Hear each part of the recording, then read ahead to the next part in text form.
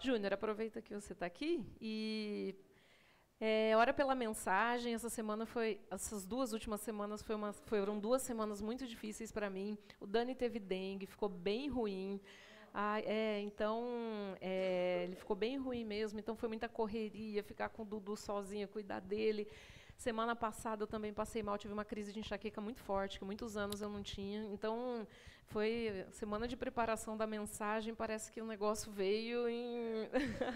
Então, estamos aqui só pela graça mesmo de Deus. Então, ora pela gente, para que Deus realmente use, independente das nossas fraquezas e dificuldades. Feche teus olhos. Ó Senhor Jesus, clamamos a Ti porque reconhecemos, ó Pai, a Tua soberania sobre todas as coisas. Enfrentamos dificuldades, barreiras, mas o que temos, ó Pai, é o Senhor à frente. Por isso, ó Pai, colocamos a vida da Fabi. Ela que se colocou, disse, eis-me aqui, vou levar Tua palavra. Sabemos agora, pelos relatos dela, das dificuldades, que o Senhor tome o coração, as emoções, esteja trabalhando nesse momento com ela, ó Pai, o que Teu Espírito conduza e usa, ó Pai, que os nossos corações também sejam um solo fértil preparado pelo Teu Santo Espírito. E que o Senhor, ó Pai, dê paz ao nosso coração, a cuidado de todos aqueles que fazem parte aqui, ó Senhor Deus. Assim como Dani, com a dengue, que teve um momento difícil, que ele possa se recuperar, porque sabemos que é muito difícil. O pastor, ó Pai, a Sabrina e tantos outros que também estão num momento delicado de saúde, ó Pai. Mas nesse momento, o que nós pedimos é que o Senhor prepare esse ambiente, que o Teu Santo Espírito atue, que todo o mal seja afastado e que o nosso coração seja treinado, ó Pai, para lidar com tudo isso. Amém. Mas não com as nossas forças, mas com a Tua força. Que o Senhor abençoe a Fabi e a Tua comunidade, para a honra e glória do Teu santo nome. Amém e amém. Amém. Obrigada. Bom, então vamos lá. A gente teve uma série esse mês que fala do jardim, do deserto ao jardim, né? Então são situações que a gente passa, que a gente está numa situação de deserto e que Deus transforma e nos leva para o jardim. Eu estou com a última mensagem dessa série e eu vou falar do ódio ao amor. Essa vai ser o tema da nossa mensagem. E para a gente trabalhar essa mensagem, a gente vai trabalhar no livro de Atos 9, de 1 a 19. Eu vou usar aqui a linguagem mais tradicional, tá? Que é a revista atualizada do João Almeida. A gente não usa quase mais nos nossos celebrações essa mensagem, a gente usa mais versões mais atuais. Só que as versões mais atuais, elas tiravam algumas coisas que eu achei que achei importante para a mensagem, né? Então não estranhem as palavras mais rebuscadas, né, dessa linguagem mais tradicional, mas vai dar tudo certo no final, tá bom? Eu vou ler então a mensagem. Então, começando aqui. E Saulo, respirando ainda ameaças e mortes contra os discípulos do Senhor, dirigiu-se ao sumo sacerdote e pediu-lhes cartas para Damasco, para as sinagogas, a fim de que, se encontrasse algum destes caminho, quer homens, quer mulheres, os conduzisse presos a Jerusalém. E indo no caminho, aconteceu que, chegando perto de Damasco, subitamente o cercou um resplendor de luz do céu. E, caindo em terra, ouviu uma voz que dizia: Saulo, Saulo, por que me persegues? E ele disse: Quem é, Senhor? E disse o Senhor: Eu sou Jesus, a quem tu persegues. Duro é para ti recalcitrar contra os aguilhões. E ele, tremendo e atônito, disse: Senhor, que queres que eu faça? E disse-lhe o Senhor: Levanta-te e entra na cidade, e lá será dito o que lhe convém fazer. E os homens que iam com ele pararam espantados, ouvindo a voz, mas não vendo ninguém. E Saulo levantou-se da terra e, abrindo os olhos, não via a ninguém. E, guiado pela mão, o conduziram a Damasco. Aqui faltou um pedacinho que eu acho que não aparece. E Paulo ficou 3 dias sem enxergar. Termina assim a última... Acho que ficou pequeno aqui. Então, vamos lá, né? A gente vai falar sobre Paulo hoje. E quem era Paulo? Para a gente começar a conversar um pouquinho, né?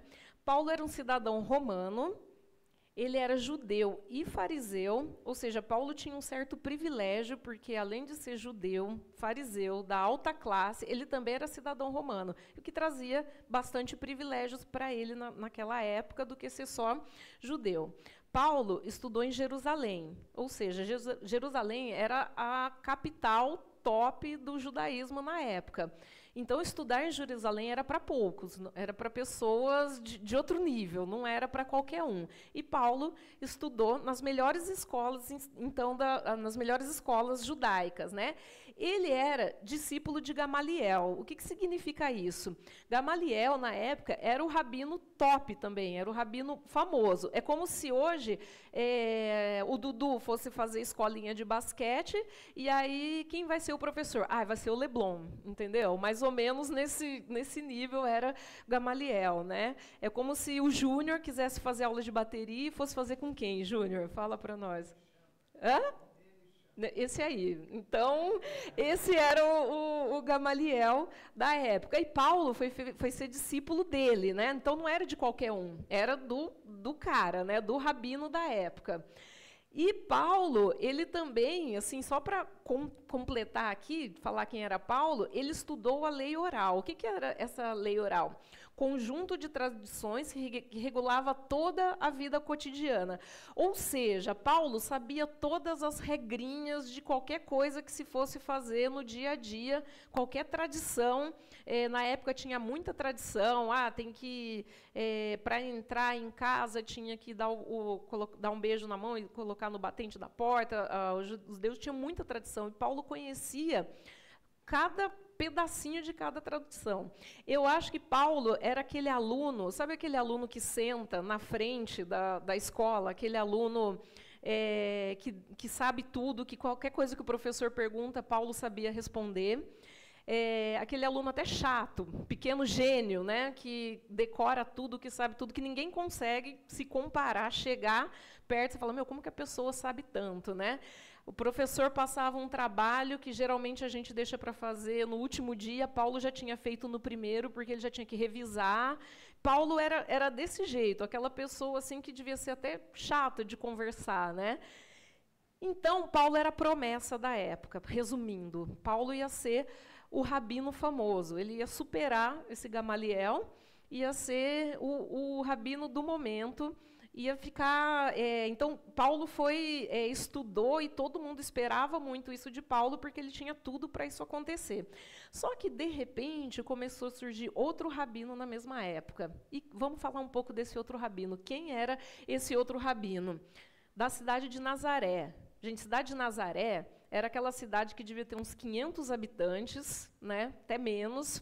Aquela cidade que na mesma placa está escrito seja bem-vindo e atrás boa viagem, era essa cidade de Nazaré. Não tinha nada em Nazaré, né?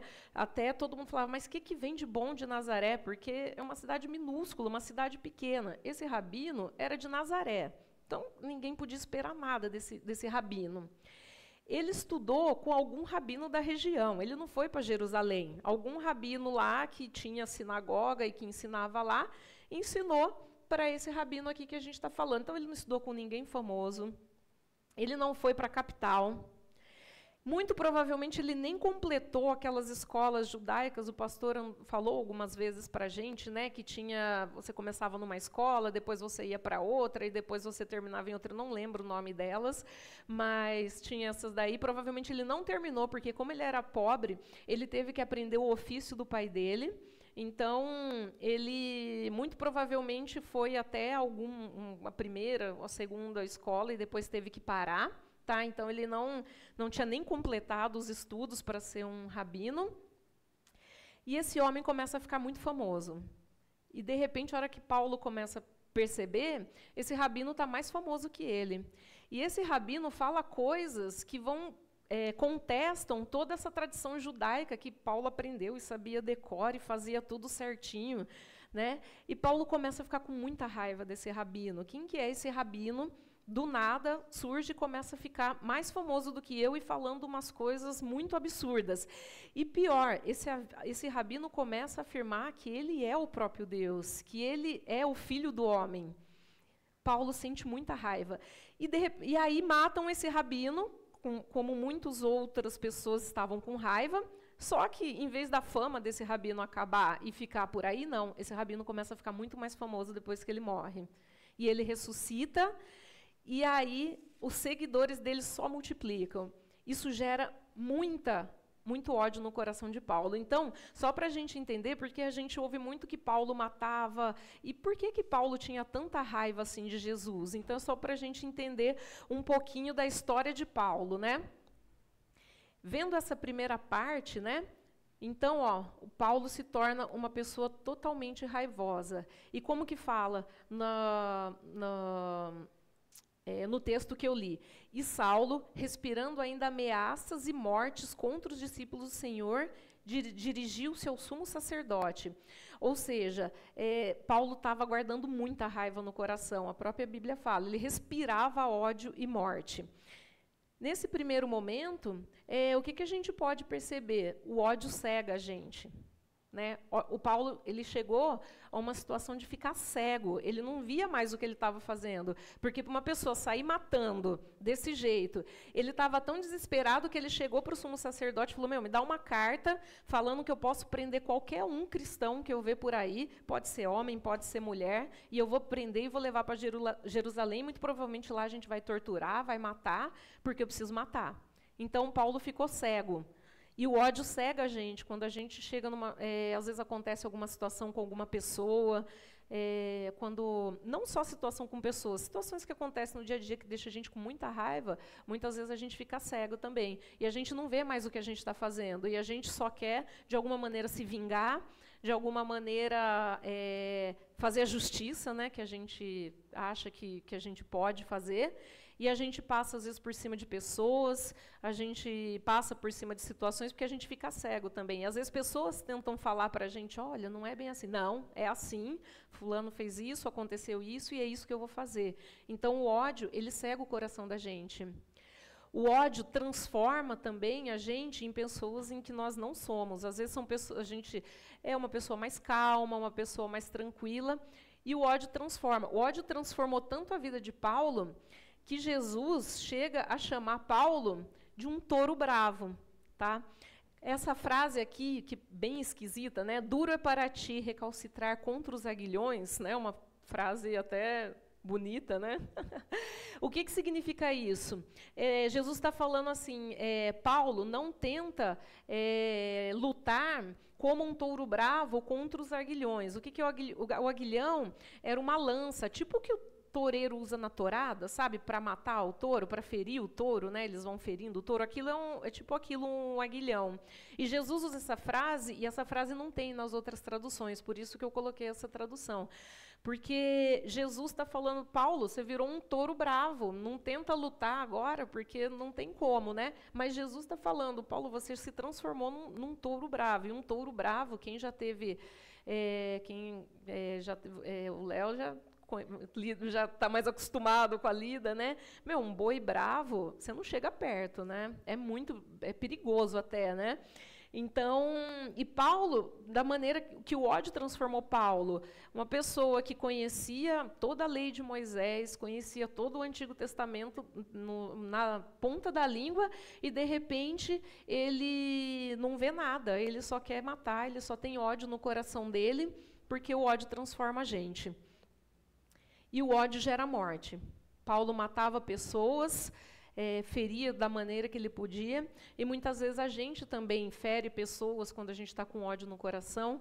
Da mesma forma, a gente passa por cima, às vezes, de pessoas, pessoas que estão do nosso lado, às vezes as pessoas que estão mais próximas da gente, quando a gente está com ódio, aí a gente fere essas pessoas porque a gente está cego, porque a gente se transforma em outra pessoa, né? Então, o ódio ele faz tudo isso no nosso coração. E ele gera, às vezes, a morte da própria pessoa. A gente, às vezes, vai morrendo aos poucos. Vocês conhecem aquela pessoa que está com tanta raiva, tanto ódio de alguma coisa, que você vê que a pessoa não enxerga mais nada e ela não tem mais ânimo para fazer outra coisa, ela só pensa naquilo, tudo para ela é ruim, tudo que você vai conversar, a pessoa meio para baixo, tudo que você vai conversar, bom dia, bom dia por quê? Só se for para você. Tem gente que chega nesse, né?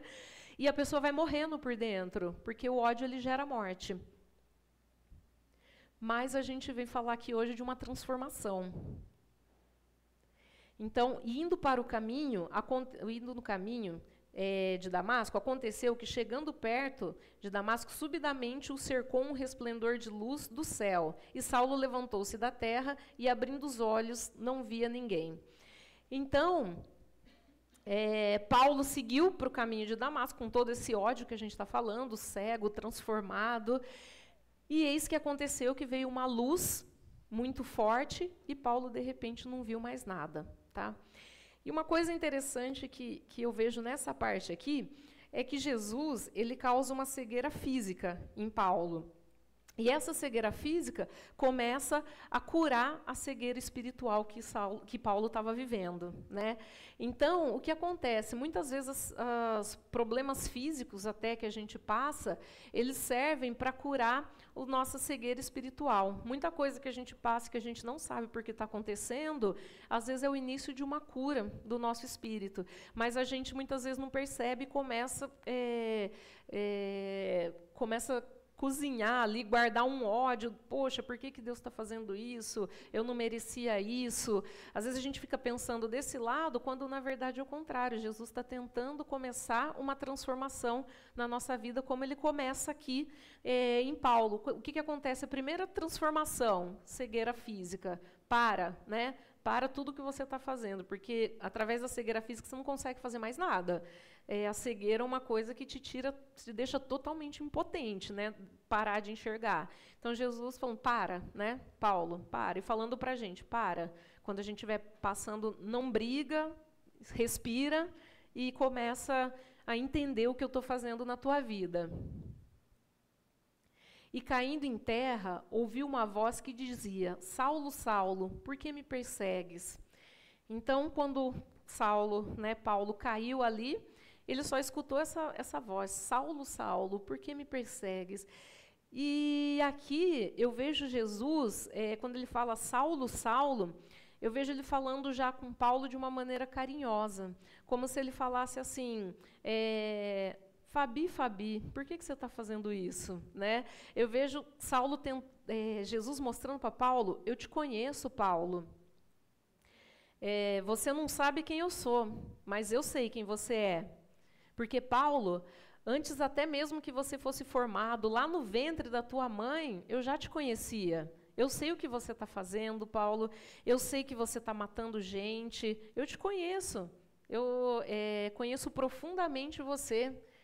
Então, eu sei que você tem me odiado, mas mesmo assim eu estou aqui porque meu amor vai te transformar. E Jesus fala para a gente, para cada um aqui, eu te conheço, eu sei o que você está passando, eu sei o ódio que você tem guardado no teu coração, eu sei coisas tristes, eu sei tudo o que você está fazendo, e não tem problema, eu estou aqui para transformar o teu coração hoje. Então, eu acho muito bonito essa maneira que Jesus fala com Paulo, né? Ele fala de uma maneira já muito carinhosa.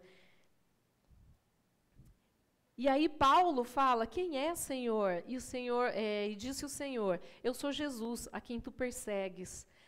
E ele, tremendo, atônito, diz, Senhor, que queres que eu faça?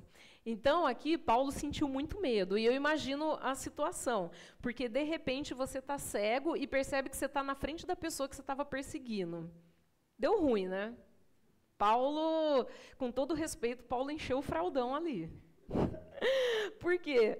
Porque falou, bom, Jesus vai me matar agora, não tem, eu estou aqui cego, né? Não estou enxergando nada e eu estou na frente do cara que eu persegui e matei muita gente por conta dele até agora, né? Então, Paulo ficou com muito medo. E aí, Paulo, como sendo o grande líder, Paulo que sempre fez tudo, Paulo que foi o melhor aluno, né? Paulo, o grande líder da perseguição, E como um bom meritocrata, que foi o que Rodrigo explicou, né, nessas últimas mensagens, que era muita característica do judeu, né, da religião judaica, né, o merecimento, né, Paulo tenta dar uma conversada ali. Mas e aí, Senhor, o que eu posso fazer para te ajudar? Né? Vamos conversar. O que eu posso agora fazer para melhorar a minha situação? É aquela ajudinha que muitas vezes a gente quer dar para Deus, né? Estou numa situação difícil, mas eu não quero confiar totalmente. Então, Deus, o que eu posso fazer para ajudar a melhorar a situação? Paulo vivia muito isso, porque ele que fazia todas as coisas. Então, é difícil para Paulo e para a gente confiar totalmente em Deus. Né? Então, Paulo dá essa perguntada, né? O que eu posso fazer? E aí Jesus vem e quebra as pernas de Paulo.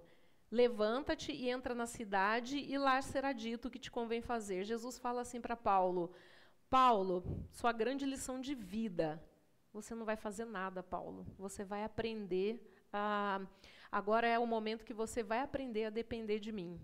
Paulo começa aqui a aprender a lição para a vida, para o resto da vida dele, né? Você vai aprender a depender de mim. E Jesus fala para a gente hoje também, você precisa aprender a depender de mim. Você não precisa fazer nada, porque como depois Jesus fala mais para frente, para Paulo, né? Minha graça te basta. Então, aqui ele começa a aprender isso. Jesus, o que eu quero, o que eu posso fazer? Porque não, você não vai fazer nada, Paulo. Você vai ficar quieto agora e vão te levar para um lugar e você vai apenas fazer o que vão te falar. Você não vai fazer nada. Por quê? Porque você tem que aprender a depender de mim. Você esquece sua vida, que fazia, que era o líder, que era o cara esperado, que era o cara que seria famoso, e agora você vai apenas depender de mim. E Saulo levantou-se da terra, e abrindo os olhos, não via ninguém, e guiando pela mão, conduziram a Damasco. Eu vejo essa cena aqui, eu acho muito interessante quando ele fala essa parte, guiando pela mão. Por quê? Paulo é levado como uma criança. Eu vejo essa cena nesse momento, porque Paulo não estava vendo nada e ele teve que ser pego pela mão. Eles, né, dá ênfase nessa parte. Paulo foi guiado pela mão. Paulo teve que ser levado como uma criança, né? E aí, isso me lembra o versículo, em verdade vos digo, que se não vos converterdes e não vos tornardes como criança, de modo algum entrarei no reino dos céus. Então, Paulo ele já aprende essa lição também. Paulo, você vai ter que se transformar como uma criança agora, né? Você vai ter que ser levado pela mão, dependendo totalmente da minha graça, totalmente do meu amor. E agora você vai ser como uma criança, tem que ter o coração de uma criança. O que é o coração de uma criança quando Jesus fala sobre ter o coração de uma criança? A confiança, né? Jesus está dando a lição da confiança, que a gente tem que confiar totalmente nele, porque a gente vê assim, eu vejo com o Dudu agora, né, que eles confiam totalmente na gente, né, eles não ficam preocupados, vai ter dinheiro para comprar o meu presente, vai ter comida amanhã. A criança nunca pergunta, mamãe, vai ter comida amanhã, né? Isso é muito interessante, a total confiança. Pula, papai vai segurar, vai estar ali, exatamente isso, né? Eles confiam de uma forma que realmente não passa, a gente vê que não passa pela cabeça deles essas preocupações, né? E aí, é a mesma coisa, quando Jesus fala isso, além de outras lições que ele pode ensinar para a gente, mas é essa questão de que a gente tem que confiar com esse coração de uma criança, sem a mínima preocupação se vai ter o que comer amanhã, se vai ter o que vestir, se vai ter o emprego ou não amanhã. Por quê? Porque minha graça te basta. Porque você tem que aprender a confiar em mim, sou eu que te sustento, não é o teu trabalho, não é a tua família, não são as outras coisas, eu te sustento, né? E eu acredito que para Paulo é uma lição muito difícil para uma pessoa que tinha tudo o controle na mão dele, né? Ele teve, desde quando aluno, e tudo o controle era na mão dele. Ele que liderou, ele que fez, e de repente ser pegado pela mão e ensinado, você tem que depender de mim. Isso para Paulo deve ter sido uma lição muito difícil, como é para a gente, né? Como é difícil para a gente confiar dessa maneira, né? Eu falo que às vezes aquele mês que dá uma apertada, a gente já vem, passa na nossa cabeça o dízimo, né? Ah, se eu tirar um pouquinho do dízimo aqui, Deus não precisa desse dinheiro, né? Porque a gente esquece totalmente da nossa confiança de que é Deus que está nos sustentando, né? Como muitas outras coisas, a gente acaba sempre querendo dar uma ajudinha, e porque a gente não consegue essa questão da confiança. E aí, ele esteve 3 dias sem ver e não comeu e nem bebeu.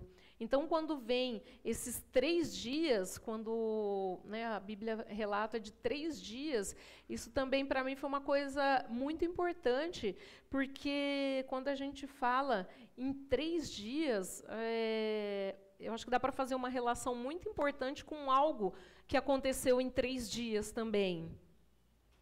Que foi o quê? Morte e ressurreição.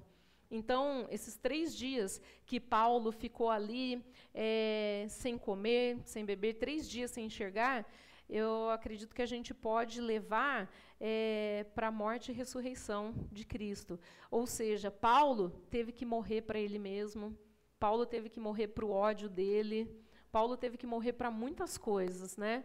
Paulo teve que morrer para uma vida inteira que ele tinha planejado e traçado, para deixar o amor de Cristo ressuscitar a vida dele, uma nova vida, né? Então, ele morreu, como eu falei, para o ódio, para tudo aquilo que estava no coração dele, e teve que ir deixando o amor de Jesus e ressuscitando amor na vida dele, e ressuscitando paz. Com certeza, Paulo não tinha paz no coração dele, uma pessoa que sai que nem louco, tentando matar todo mundo, não tinha paz, né? Jesus teve que ir ressuscitando calma, né? Uma pessoa mais calma, uma pessoa mais centrada. Com certeza, isso não aconteceu só nesses 3 dias. Quando a gente continua estudando a vida de Paulo, a gente vai vendo que demorou bastante tempo para ele conseguir ser o Paulo que a gente vê depois que chega no final, né? E fala, combati o bom combate, né? Terminei minha carreira, guardei a fé. Isso levou bastante tempo, mas começa aqui, nesses 3 dias, né? Paulo ressuscitando para uma nova vida. E isso traz para a gente também que muitas vezes a gente tem que morrer para muitas coisas ainda, né? A gente ainda tem muita coisa guardada ali no nosso coração que a gente precisa, que a gente deixa até quieto assim para não mexer muito, né? Mas que a gente tem que muitas vezes pegar essas coisas e morrer para muita coisa nossa, muito ódio, muita tristeza, muita coisa guardada. E Jesus, e não é através da gente, né? A gente fala em morrer, mas isso é através do amor de Jesus, que também morreu e ressuscitou, para poder que isso fosse capaz na nossa vida, né? Que essa transformação fosse capaz na nossa vida. Jesus morreu e ressuscitou. Então, a gente consegue, através disso, sair de um deserto do ódio, uma vida, às vezes, de ódio, ou algumas coisas que a gente tem ainda guardada na nossa vida, que nos traz tristeza, nos leva para um deserto, né, para uma terra árida, para momentos áridos, e isso consegue, através desse amor de Jesus, a gente passa para um jardim de amor. A gente consegue ter uma vida transformada, uma vida de amor, e aí entender como que, através disso, a gente pode ter uma vida que agrade, uma vida agradável a Deus, uma vida agradável a nós mesmos, né? Então, é sobre isso que eu queria conversar e falar essa manhã. Rô, você ora aqui para mim também, para a gente, para que Deus esteja fazendo essa transformação nos nossos corações. Eu acho que não está aqui, ó.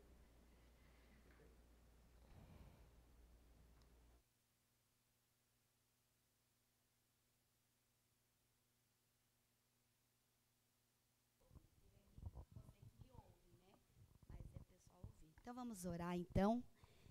Deus falou ao nosso coração que realmente a palavra encontra terreno fértil para que possa brotar e trazer paz ao nosso coração. Querido Deus, assim como o Senhor conhecia Paulo, o Senhor sabia todas as coisas que tinha naquele coração, tudo aquilo que acontecia, o Senhor também nos conhece. O Senhor sabe, Deus, que muitas vezes tem aqueles pecadinhos, aqueles vícios que temos guardado no nosso coração e que muitas vezes a gente reluta em deixar. Mas assim como o Senhor um dia teve um encontro com Paulo e caiu dos seus olhos as escamas, e ele conseguiu enxergar ao Senhor e viu que o Senhor não o puniu, mas o Senhor trabalhou no seu coração e na sua vida, até chegar, como a Fabi falou, num homem onde Cristo era a identidade dele. Esse é o meu desejo, Deus, e tenho certeza que é o seu, que os nossos olhos possam se abrir, que o nosso coração, Deus, possa ter uma terra boa, para que a palavra do Senhor germine, floresça, e para que a gente possa deixar tudo aquilo, Deus, que não te agrada. Eu sei que é um processo, eu sei que o Senhor nos trabalha na nossa vida, e é isso, ó Deus, que esta manhã o Senhor quer de nós, que a gente se abra para o Senhor trabalhar, para que as pessoas possam ver em nós a diferença e possam perguntar o que acontece na tua vida, que Deus você serve, aonde você vai, que a gente tem visto que você tem um brilho diferente, que a gente sabe que é o brilho de Jesus. Isso é exalar o perfume de Jesus. É quando a gente consegue, nas nossas atitudes, não fazer o que a gente quer, mas o que Cristo faria no meu lugar. Deus, incomoda-nos, trabalha na nossa vida. Obrigado pela vida da Fabi, que tão prontamente veio trazer essa palavra, e tenho certeza que ela foi usada pelo Senhor. Nos abençoa nesse dia de hoje, em nome de Jesus. Amém.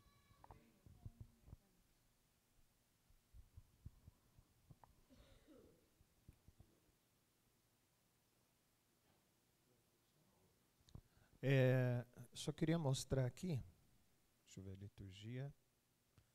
Vamos lá, executa direto daqui.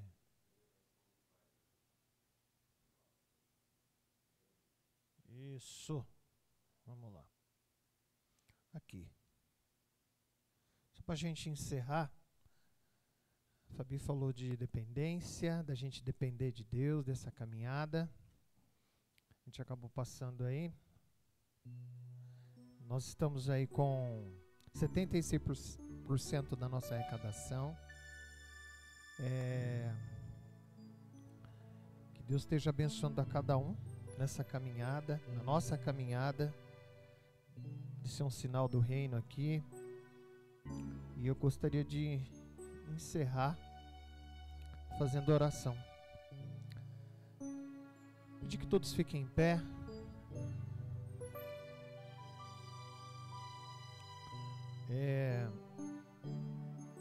A gente vê que a comunidade tem passado por momentos bem difíceis, cada um das mais diversas áreas aí, né?